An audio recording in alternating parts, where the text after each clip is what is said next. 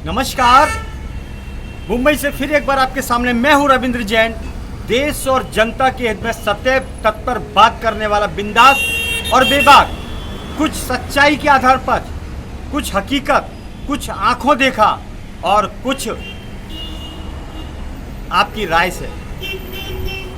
आखिर क्या चलता है देश के अंदर?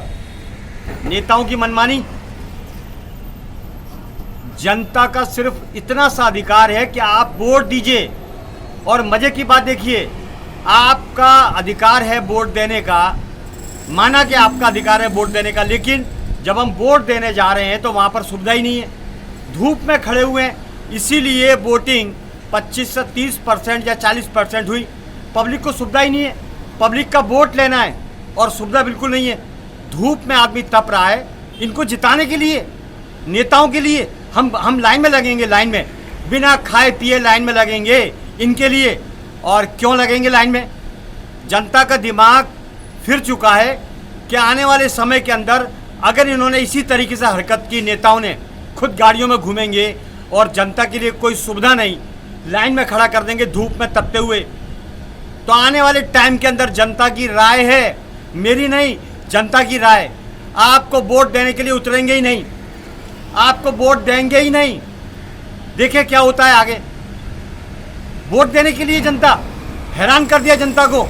आप सत्ता पर आते हैं, काहे के लिए आते हैं सत्ता पर? सत्ता पर आने के बाद आप गाड़ियों में घूमते हैं। ये है भारत के नेताओं की करतूत और हकीकत। गाड़ियों में घूमना, 500,000 करोड़ रुपए इकट्ठे करना, देश की जनता का पैसा खाना और देश की ज़मीनों को बेचकर मौज करना।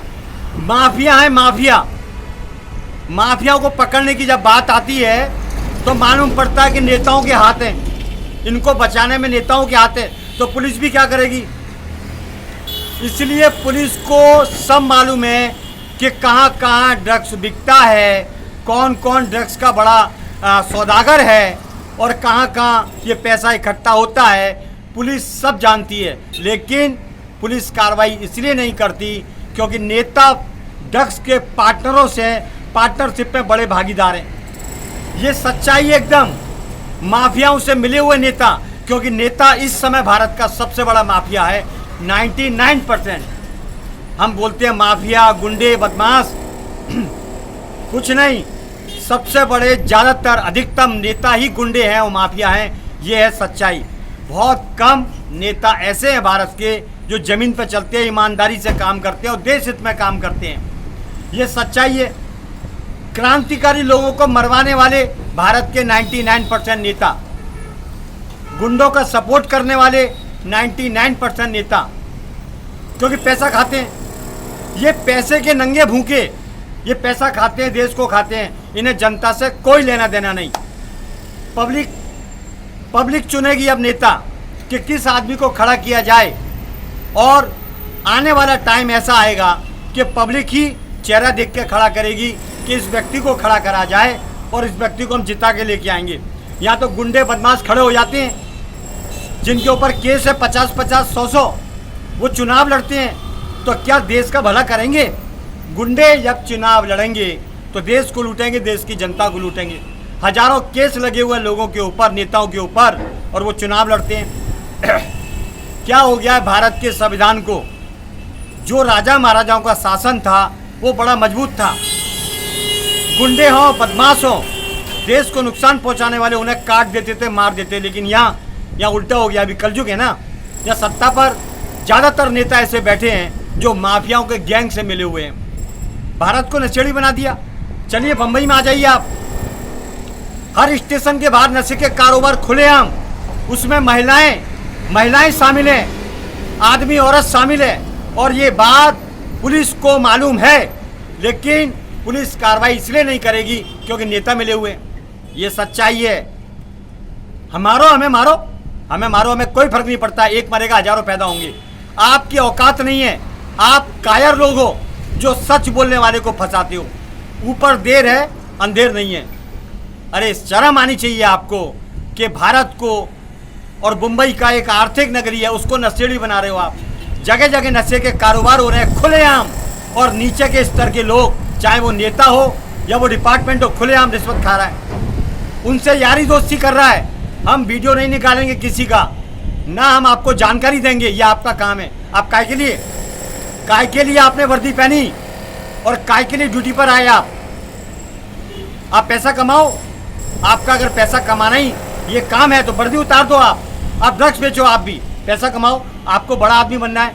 आप याद रखिए, भारत की जनता को जिसने भी ड्रग्सी बनाया है, ऊपर वाला हिसाब करेगा चुन चुन के।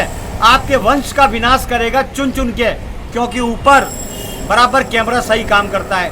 नीचे फेल कर सकते हो, आप किसी को भी छुड़ा सकते हो, अपना फ़ोन करके उसको बचा सकते हो। गुंडों को बचाना आपका काम है। बचाइए। कब तक गुंडों को बचाएंगे आप?